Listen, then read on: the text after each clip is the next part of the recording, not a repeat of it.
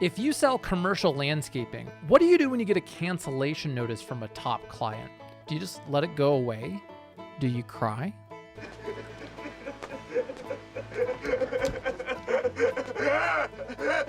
In today's episode, I interview the president of a multi-million-dollar commercial landscape company who shares an absolutely stealthy one-year sales follow-up tactic that helps him renew accounts, plus 3 of the top mistakes that he's learned about sales along the way in his career. So if you offer commercial landscape maintenance or landscape maintenance in general, check out today's episode. We weren't getting the leads that I knew we could. We weren't getting the right leads. What started happening is that our leads are more qualified. Our sales have probably gone up by about 10 to 15% a year.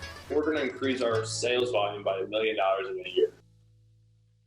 Hey everyone, Jack Jostes here, and welcome to the Landscaper's Guide. In today's episode, I interview Wade Martin, the president of Martin Landscape Inc. in Beaufort, South Carolina. Wade's team has grown to over 85 people and 2 offices, with the vision of adding a 3rd, and he's certainly made his share of mistakes along the way to his success. Here's a clip from my conversation with Wade about what he's learned about sales, and in particular, for his commercial accounts. And if you enjoy this conversation and do commercial landscaping, you've got to join me at my virtual event, The Landscaper's Guide to Commercial Sales and Marketing. We're going to be talking about new LinkedIn strategies to proactively fill your pipeline with outbound marketing on social media and proven sales and marketing tactics that are working for my commercial clients. So check that out at landscapersguide.com/events. And now let's hop into the conversation with Wade, which is the second half of a podcast interview I did with him last year. And right now we're picking up in the conversation about leadership, which spurred into this great conversation about sales. So you're mostly working year round. You've got 75 to 85 employees. You've got 2 locations. You're serving South Carolina and Georgia. Where are you headed? You're what, 17 years in, right? What is the vision of the company? Where we want to go, we'd like to have 3 branches. We've got 2 now. We'd like to have that 3rd branch, and we'd really like to be around a $30 to $50 million a year company. But the gross is not, huge for us. We really want to look at our NOI, our net operating income, because I feel like the larger companies look at that gross. I'd love to see if they had a top 100 of NOI companies, not their gross. Because I know what they make, and we're not going to work off 5 and 7% on an NOI. We shoot for 15 to 25%. We shoot for a higher number. I think our industry, we are underpaid in our industry. This is very labor intensive work, very detailed. I feel like we're underpaid, and as long as we have people, not raising their pricing, things like that, it's going to be like that forever. We don't need that. We need to let people know and give them the knowledge of what we do. Let them understand what we do. Educate your clients. Yeah, well, and I recently interviewed one of my clients, Nate Fettig, who runs Alpine Gardens in Colorado, and he was having challenges recruiting, and he realized that he was about 35% under market on the salaries that he was offering. So he did something really bold. He increased the salary of his current staff by, I think in some cases 30 to 35%. Increase the job ads, and then for all new customers, increase the rates. And all the new customers basically said, "Yeah, great, we'll work on that price." So I love that story, and I love hearing you say that, because I think overall the industry could charge more, and people, it is hard work. It's dangerous work in some cases. It's very detailed. It's demanding, and it doesn't have to be underpaid. That's right. We got to raise our standards. We really do in our industry. And then going back to that, you said your client raised his prices. That goes to us. If you have a good relationship with your client, property managers, whoever that you're working for, you can go to them and have that conversation openly and say, "Listen, we're not making any money on this project. Basically, I'm paying you to do the maintenance here or whatever." And you have a good relationship with them. you can build off of that. Our account managers have great relationships with it, with all their clientele, and we can go to them and say, listen, we've got to raise the prices, and this is why. 9 times out of 10, they understand. You will have that client that doesn't understand and wants to be on price. Well, that's when you go after your ideal client. You don't, then that's a client that you really didn't want. We just lost a large contract due to low bid, but we've ridden by it. We took pictures. I encourage our landscape contractors out there that do a good job to do this. When you lose a contract and they give you a 30-day notice, ride through that thing before the other company takes over and take all the pictures. So a year later, when that thing goes out for bid, you've got those pictures of when you did it. Present it to that property manager, because 9 times out of 10, it's not the same property manager. That way you can build that relationship and you can say, hey, look, this is what we did. You're not bashing your fellow competitor. You're not bashing them. You're just showing them how much better you are.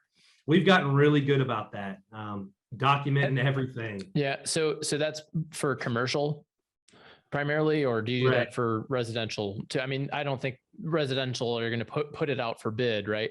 Right. So tell me more about that. So have you won back commercial clients that have hired another contractor for lower price, and you've come back a year later? Has this translated into some renewals for you? Yes, it has, and that's a secret that I'm kind of letting out the bag here. So if anybody's in our market, please, I hope they're not listening. But yes, it is. But it's not a secret. It's just you have to take the time to do it. Yeah. Our account managers are very well trained. We talk about this.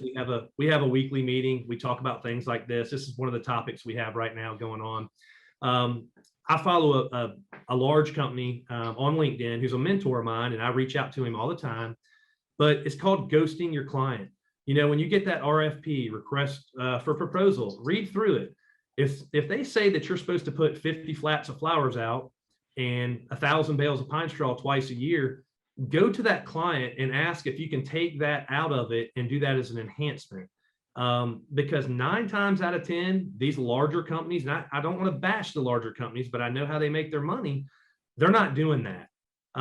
Instead of 50 flats, like what's required, they're putting 30 in. Instead of 1,000 bales of pine straw, they're putting 600. Instead of doing it twice a year, they'll do a little bit throughout the year to equal up to one application. Make sure you have that relationship built. Speak to your clients up front.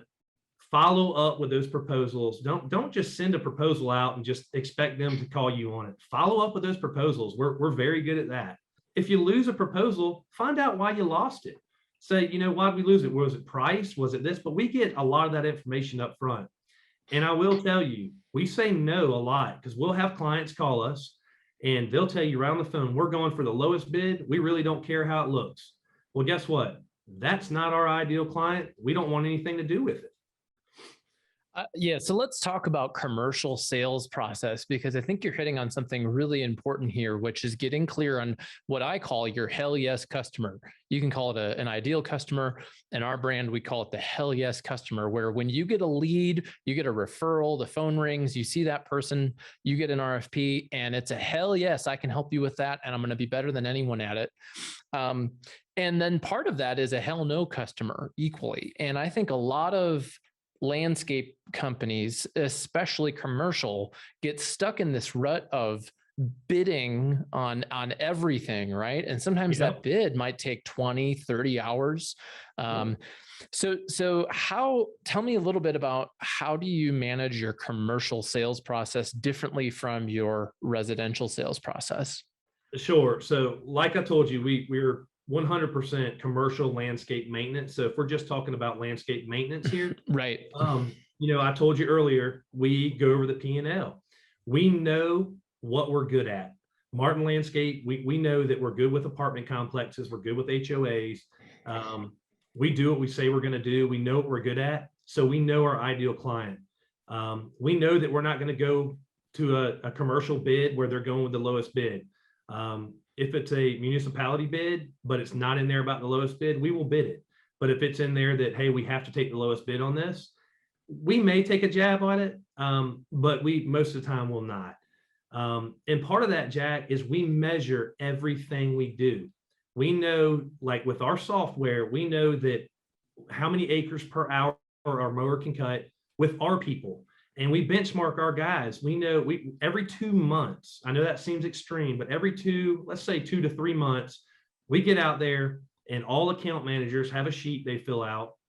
And we know how many linear foot of steel edging they can do, string trimming, cutting, pruning, beds. So anybody in this company can bid one of those ideal clients, and our numbers are going to be spot on. You may be off by a few dollars, but it's nothing. I mean, I've never seen anything like it, but our guys, I can send 5 of them out there and they come back and say it's $100,000 a year contract. I may have them from 96,000 to 101,000. It's very close. It's really dialed in to knowing what, how to measure it and what to charge.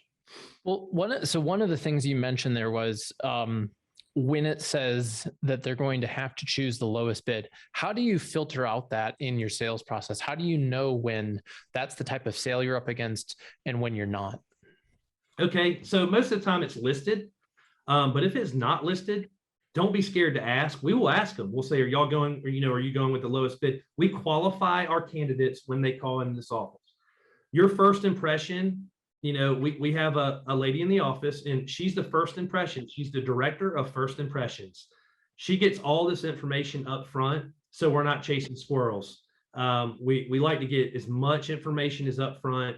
I mean, from the email address to how they're choosing us to if we're bidding against anyone else. We're not scared to ask them. We'll ask up front, hey, what's your budget? If they call here and tell me they have a $200 a year budget, they're not our client. If they call here and say, well, our budget is $100,000 a year, we're paying $105,000 a year now, but we want to cut some things, we can work with their budget. We're not scared to ask. We get that information. The more you get up front, the easier the whole job's going to be.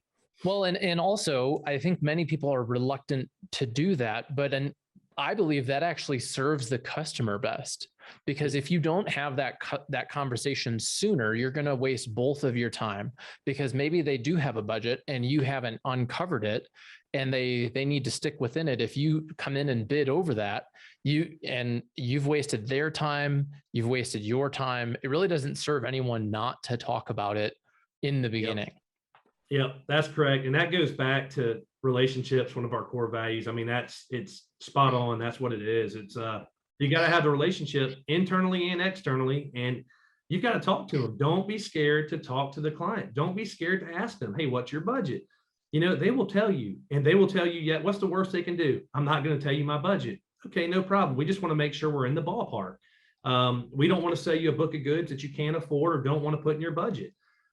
Budgets for our commercial clients have been coming out for next year. We'll go to them and we will ask them, Jack, we'll say, hey, listen, we really want to do some sod replacement in these areas. You've got a lot of foot traffic. We'd like to put a paver patio in this area. You mentioned it. We'll make notes throughout the course of the year. We'll go to those clients in budget season and say, hey, can you put in $50,000 of enhancement work next year on this property? They'll say yes. They'll say, okay, well, no, I can't do $50,000, but I can do $25,000.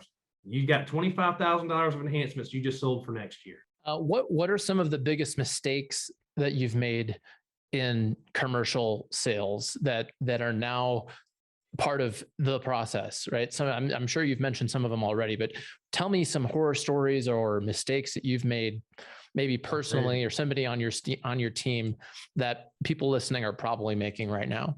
Yeah, man, Jack, we don't have enough time for that, but I'll go ahead and say it. Number one is what I just told you. Be honest with yourself. When you're making mistakes or you're not comfortable with it, your gut doesn't feel good, go with your gut. But one of the biggest mistakes I've made in commercial lawn maintenance is driving my pickup truck through the property going, oh yeah, I think 4 guys can do this they can do this for 4 hours, do the old guesstimate. Put an hour mark on it and say, okay, well, $50 an hour, $60 an hour, 4 guys, 240, 52 visits a year, doing some quick math, handed to my office staff. Yeah, we're going to bid it to this, throw it out there. I didn't measure anything. So not measuring your properties. I would tell every fellow landscape professional, measure everything you do. I can't give you the numbers for that because I don't know what your team can produce. Your team may be a lot faster than our team. We have an average. We know what the benchmark is for our industry, but we have an average. And I'm going to tell you, some things we do really well, some things we do really bad. Those things that we do really bad, we got to continue to train on them. But that's one big mistake I've made, is just riding in the pickup truck. And I know everybody does it. Oh yeah, we can do that in an hour. Don't do that. Measure it, know your numbers, because you can ride through a property that is huge, but it may just be a bunch of streets. It may not be the actual common areas that you're doing. So measure all of that. Don't be overwhelmed by that. So one is, not qualifying budget. Two would be underestimating by not measuring. What would be maybe a third mistake that you've made in commercial landscape sales that you hopefully don't do anymore? Well, one big thing is, don't be scared to bid properties that you think are too large for you or too small for you, because if you qualify that candidate up front, those small properties may turn into something a lot bigger. I had the tendency for a while, as our company hit a certain amount of sales, and I said, that's kind of a small property, I wouldn't do it. We didn't get it. But let me tell you what that small property did. They revamped the entire neighborhood, put a brand new 2-wire irrigation system in, probably spent $500,000. Well, I was too good for that property, and we didn't get it. So I would say, if we would have had those policy, those procedures in place, we would have got that job, because we would have qualified them up front. We weren't qualifying our leads as they came in the door. I learned from my mistake, and I said, all right, I don't care what size it is. If they're our ideal client and we qualify them, we got to go after it, whether it's small or large. And then going on the larger ones, we weren't measuring, so we thought they were bigger than what they really were. One of the larger ones, I thought that it was take the guys a week. We ended up getting awarded one of them. It took them 3 days. And I'm like, why? Why'd we do this? Well, we went and we measured it, and that's what it should take, was 3 days. So don't be scared of that as well. Well, so tell me a little bit about that last one, because what's the criteria of your ideal client? Because doesn't size need to be part of it? And how do you kind of live this without biting off more than you can chew or wasting time, right? Because some projects could be too small. How do you work through that? Yeah. So first of all, you got to start and say, okay, who is our ideal client? But you don't just train yourself and your account managers. You got to train your office staff.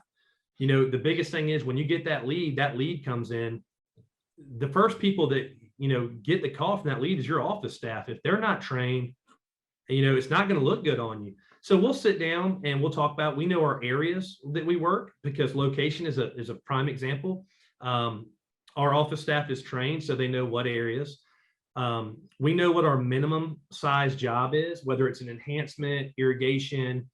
We have certain numbers that we use for an enhancement, and I'll share a number, but we don't go out for an enhancement that's less than $2,500 unless they are a current client, or they're going to join and they want a price on our lawn maintenance, commercial lawn maintenance. So that's just a general number that we use.